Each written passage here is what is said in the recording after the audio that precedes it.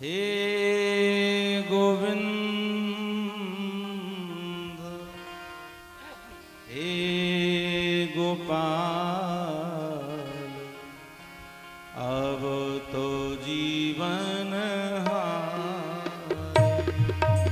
हे गोविंद हे तो जीवन हे गोविंद हे गोपाल हे गोविंद हे गोपाल अब तो जीवन हारे अब तो जीवन हारे अब तो जीवन हारे अब तो जीवन हारे हे गोविंद हे गोपाल हे गोविंद हे गोपाल अब तो जीवन हारे अब तो जीवन हारे अब तो जीवन हारे अब तो जीवन हारे हे तू गयो सिंधु के किनारे नीर पीवन हे तू गयो सिंधु के किनारे नीर पीवन हे